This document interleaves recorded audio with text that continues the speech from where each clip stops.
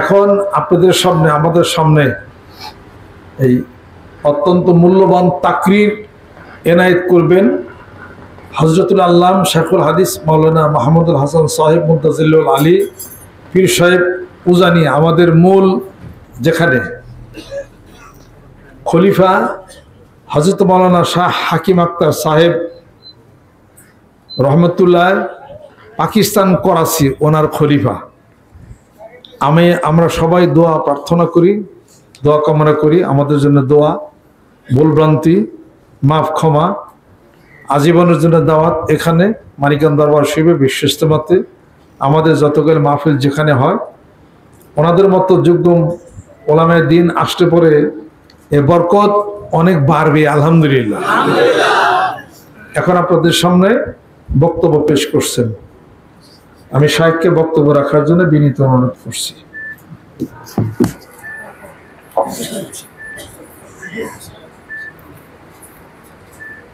আলহামদুলিল্লাহ ওয়াকাফা ওয়া সালামুন আলা ইবাদিহিল্লাযীনা ইসতাফা। আম্মা বা'দু ফাআউযু বিল্লাহি মিনাশ শাইতানির রাজীম। বিসমিল্লাহির রাহমানির রাহিম। ইন্নাল্লাযীনা আমানু ওয়া আমিলুস সালিহাতি لهم جنات الفردوس نزلا. وقال تعالى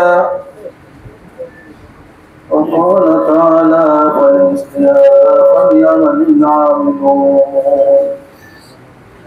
وقال تعالى وتلك الجنة التي أورثتموها بما كنتم تعملون.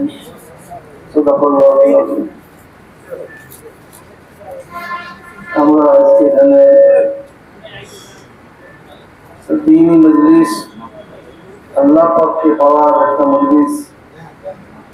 অনেক মজলিস হয় শুধু নসিহতের ব্যাপারে, আর কিছু মজলিস হয় আল্লাহর সাথে বান্দাকে সম্পর্ক করানোর জন্য। আল্লাহর সাথে বান্দাকে সম্পর্ক করানো একটা পবিত্র মজলিসে আমরা এখানে সবাই আসছি। আর সবাই আসছিও শুধু আল্লাহকে পাওয়ার জন্যই। আমরা যেন আল্লাহ যেন আমাদের সবাইকে আল্লাহকে মিলিয়ে দেন, এই জন্য আমরা আল্লাহর কাছে দোয়া করব। कोई तुझसे कुछ भी मांगता है इलाही, मैं तुझसे तलबगार तेरा। আমার শাইখ হযরত আরিফ বিল্লাহ মাওলানা শাহ হাকিম মোহাম্মদ আখতার বলতেন, এই শেখটা বলতেন, আমি যে শেখটা এখন বললাম, कोई तुझसे कुछ भी मांगता है इलाही, मैं तुझसे तलबगार तेरा। আল্লাহ দুনিয়ার কত মানুষ আমার কাছে কত কিছু চায়, কেউ প্রধানমন্ত্রী চায়, কেউ মন্ত্রিত্ব চায়, কেউ এমপি গিরি চায়, কেউ চেয়ারম্যান চায়, কেউ সম্পদ চায়, কেউ পদ চায়, কত কিছু চায়। আল্লাহ আমি তোমার কাছে দুনিয়ার কোন কিছুই চাই না, আমি তোমার কাছে শুধু তোমাকেই পাইতে চাই। একজন ইমানদারের জন্য আল্লাহকে পাওয়া এটাই আমার চাওয়া হলো। তো আল্লাহ পাক আমাদেরকে এখানে আনছেন, আল্লাহকে একটু পাইতে পারে সেই সন্ধান নেওয়ার জন্য এখানে সবাই আসার তো বুঝতেছি। আল্লাহর বন্যা ওনার কাছে সবাই আমরা এক উদ্দেশ্যে আসছেন, দেখি আল্লাহকে পাওয়ার জন্য। আমরা সবাই আল্লাহর কাছে আল্লাহ যেন আমাদেরকে ওনার মাধ্যমে আল্লাহ পর্যন্ত পৌঁছে।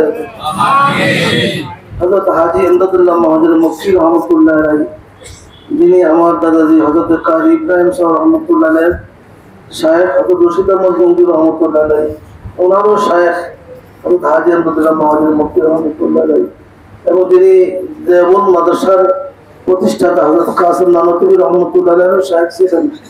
বহু উঁচা তবকার আল্লাহওয়ালা ছিলেন হযরত হাজী ইমদাদুল্লাহ মাহমুদুল মুফতি মুক্তি রহমতুল্লাহ। তিনিও আল্লাহকে পাওয়ার জন্য কত কান্নাকাটি করছেন, আল্লাহর কাছে দোয়া করছিলেন, আল্লাহ আমাকে এমন একজন শাইখে কামিল মিলিয়ে দেন, এমন একজন আল্লাহ রাহবর মিলিয়ে দেন, যার মাধ্যমে আমি আপনি পর্যন্ত বুঝতে পারি, আপনাকে পাইতে পারি। এভাবে উনি আল্লাহর কাছে অনেক দোয়া করছেন, কান্নাকাটি করছেন।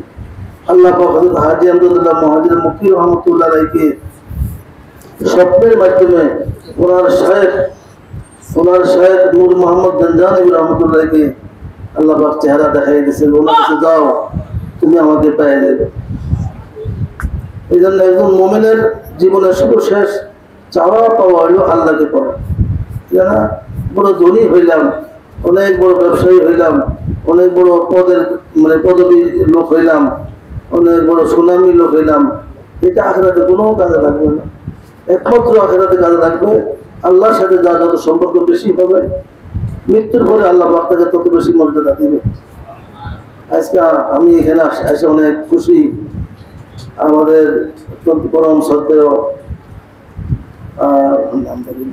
ডক্টর মোহাম্মদ মঞ্জুর ইসলাম জনাব হযরত মৌলানা ডক্টর মঞ্জুর ইসলাম সাহেব দামাত বরকাতুল্লাহ আলিয়া, যিনি যার সাথে আমার কোনো আত্মীয়তা সম্পর্ক নাই, কিন্তু এত বড় একটা আত্মীয়তা সম্পর্ক আছে যেটা রক্তের আত্মীয় চেয়ে আরো অনেক বেশি। আলহামদুলিল্লাহ। আমার দাদাজি কুতুবে আলম হযরত কারি ইব্রাহিম সাহেব রহমতুল্লাহ আলাইহি, ওনার নিসবতে ওনার সম্পর্কে উনি আমার রুহানি ভাই, আমার রুহানি ভাই, আপন ভাই আরো বেশি সম্পর্ক। ওনার এখানে আসা ওনাকে আমি কখনো দেখি নাই, যে কোনো ছেলে আজকে আমি এখানে আসতে পারি অনেক খুশি আলহামদুলিল্লাহ। আপনারা ওনার কাছে যে উদ্দেশ্যে আসছেন আল্লাহকে পাওয়ার জন্য, নাকি আর কোনো উদ্দেশ্য আছে ভাই? আল্লাহ যেন আপনাদের সকলকে যেন আল্লাহকে মিলাই রাখেন, আল্লাহ পর্যন্ত আপনাদের আল্লাহ পৌঁছে যাবেন। আমি যে আয়াতখানা তেলাওয়াত করলাম সেই আয়াতখানা হলো, আয়াতটার দৃষ্টিতে আমি দু একটা কথা বলে শেষ করবো, কারণ এখন দুপুরবেলা খাওয়া দাওয়ার সময় অনেক দেরি হয়ে গেছে। মানুষ মৃত্যুর পরে হাসরের ময়দানে মানুষের হিসাব নিকাশ হবে, তিন ভাগে লোক বিভক্ত হবে, তিন ভাগে হিসাব নিকাশ হওয়ার দিক দিয়া মানুষের তিন ভাগে বিভক্ত হবে। এক ধরনের লোক হবে এমন যাদের কোনো হিসাব নিকাশ কিছুই হবে না, তাদেরকে আল্লাহ পাক বিনা হিসেবে জান্নাতে পৌঁছায় দিবেন। আর এক ধরনের লোক হবে যাদের কোনো হিসাব নিকাশ হবে না, তাদেরকে আল্লাহ বিনা হিসেবে জাহান্নামে পৌঁছায় দিবেন। আর এক ধরনের লোক হবে যাদের হিসাব নিকাশ হবে, শুধু এক ধরনের লোকের হিসাব নিকাশ হবে, আর দুই ধরনের লোকের হিসাব নিকাশ হবে না। যাদের হিসাব নিকাশ হবে তারা অনেক মুসিবতে পড়ে যাবে। আল্লাহ যদি আমাদেরকে মাফ করেন তাহলে আলহামদুলিল্লাহ, নতুবা হিসাব নিকাশের মাধ্যমে যদি অপরাধী হয়ে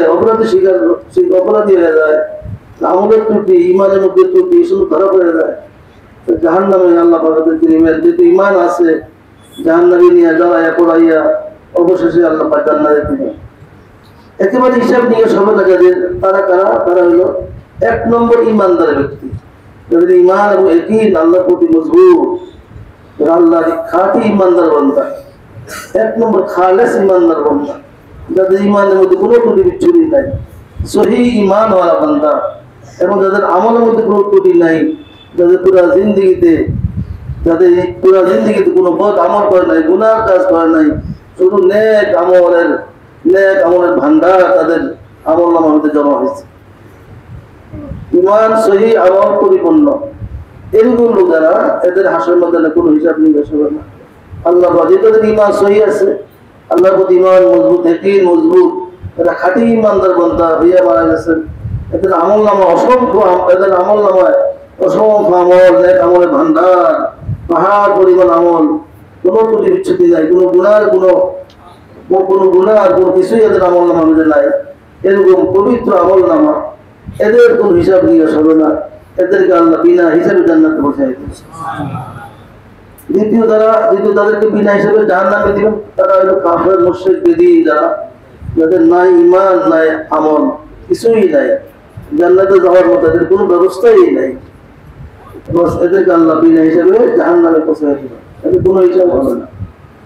তিন নম্বর ব্যক্তি যারা আছে, যাদের হিসাব হবে, তারা হলো ইমানও আছে, আমলও আছে, কিন্তু ইমানের মধ্যে তুমি বিচ্ছুতি আছে, ইমান সহি নাই, আল্লাহর প্রতি ইয়াকিন ইমান সঠিক নাই, কোনো সময় আল্লাহকে মানছে, কোনো সময় আল্লাহর প্রতি বেঈমানি কাজ করছে, আমল এদের সহি নাই, আমল জিন্দিগির মধ্যে যদি চাইলেন না, যদি ভালো আমল করে থাকে, 12 করছে গুনার কাজ, বদ আমল করছে, হারামের কোন তারতম্য করে নেই, শুধু আল্লাহ পাকের নাফরমানি কাজ করছে, আর কিছু সামান্য নেক আমল করছে, এদের হিসাব নিকাশ হবে। আল্লাহ থেকে জিজ্ঞাসা করবেন, এত সুন্দর হায়াত দিলাম, এত উপকার তোমার করলাম সারা জিন্দিগিতে, খাওয়াইলাম পড়াইলাম, তোমার যা চাইছো তা দিয়েছি, যখন বিপদে বসছো আমার কাছে চাইছো, আমি তোমাকে ফিরাই নাই, আপদে বিপদে তোমার সহযোগিতা করছি, তুমি তোমার এই হায়াতটাকে কেন আমার নাফরমানিতে কাটাই না, কেন কাটাই না?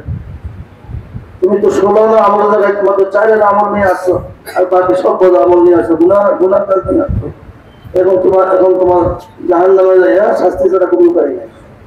যতটুকু নাফরমানি হবে তার ততটুকু পরিমাণ থেকে আল্লাহ পাক জাহান্নামে জ্বালাইয়া পড়াইয়া তাদের গুনাহগুলিকে পাকসা করাইয়া এক কথাকে আল্লাহ জান্নাতে দিবেন। এই হলো তৃতীয় ব্যক্তি যার হিসাব নিকাশ হবে।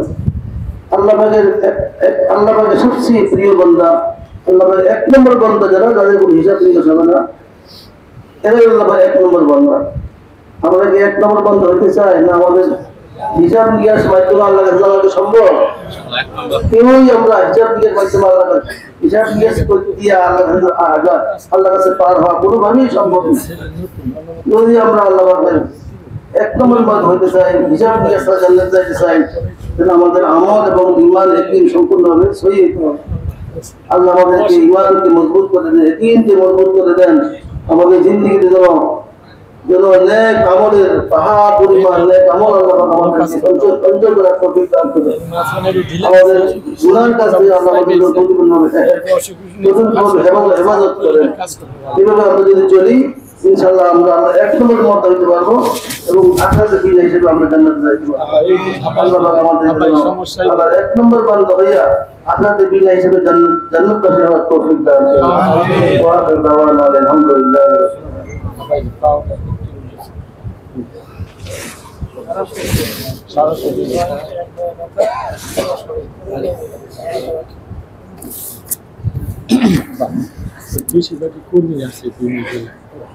আলহামদুলিল্লাহ। সংক্ষিপ্ত সময়ের মধ্যে গুরুত্বপূর্ণ কিছু আলাপ আলোচনা, কথাবার্তা, শুরু নাই ঠিক, কিন্তু কথা অনেক মূল্যবান, এটা গাইতে রাখতে হবে। গ্রামে গঞ্জে মাঠে ময়দানে ওয়াজ মাহফিল হয়, ওই ওয়াজ মাহফিল আর এটা বেশ কম আছে। এটা এমন মাহফিল আল্লাহর সাথে বান্দার সাথে সম্পর্ক সৃষ্টি করা, এই কথাটা খুব গুরুত্বপূর্ণ কথা। এটা গতানুগতিক ভাবে হালকা জিকিরের মাহফিলটা, যত পীর মাসের বুজুর্গানের দিন আছেন হক তরিকতপন্থী বাংলাদেশে, ওনাদের দরবারে যারা যান তারা আত্মার কথা বলেন, আত্মার সাথে আল্লাহ পাকের সাথে একটা সম্পর্ক আত্মার জগতে তেনারা করে দেন। কাজে এই মাহফিলগুলি, আলোচনাগুলি, এটা আত্মার জগতের আলোচনা। আলহামদুলিল্লাহ। বিনা হিসেবে বেসতে যাওয়াটা খুব কষ্ট, কিন্তু নিয়ত করা তো খারাপ না। নিয়ত করে আলবই আল্লাহুম্মা হাসিবনি হিসাবান ইয়াসীরা, আল্লাহ হিসাবে আসিব তুমি দান করে দাও, বিনা হিসাবে যেন জান্নাতে যেতে পারে। আল্লাহ তোমার যেন পায়, তার হিসাব সহজ হবে। অকুল্লুহু মাতিহি ইয়াউমাল কিয়ামতি ফাদ্দা, যে আল্লাহ পাকের সামনে বিচারের জন্য দাঁড়াবে একাকী। আল্লাহ যদি কাউকে ক্ষমা করতে চান, আল্লাহ পাক তাকে পর্দার আড়ালে নিয়ে যাবেন, বলবেন বান্দা এই গুনাহগুলি কেন করছো? বান্দা বলবে আল্লাহ ভুল করছি, মাফ করে দেন। আল্লাহ পাক বলেন যাও তোমার ক্ষমা করে দিলাম। আল্লাহ তাদের দলভুক্ত তুমি করো। হাসুনা উলাইকা রফিকা, আল্লাহ সিদ্দিক শুহাদা তাদের সাথে আমাদের দলভুক্ত করে দাও। যারা এই তরিকতের মাশায়েখ ইকরাম যিনারা আছেন তাদের সাথে আমাদেরকে তুমি কবুল করে নাও। বিশেষ করে আজকে যে সম্মানিত মেহমান উপস্থিত হয়েছেন, এই যে সিলসিলার যিনি মূল সেই ব্যক্তি আমাদের এখানে বসা আছেন, আল্লাহ ওনার ওসিলা করে আমাদের জীবনের গুনাহগুলি মাফ করে দাও।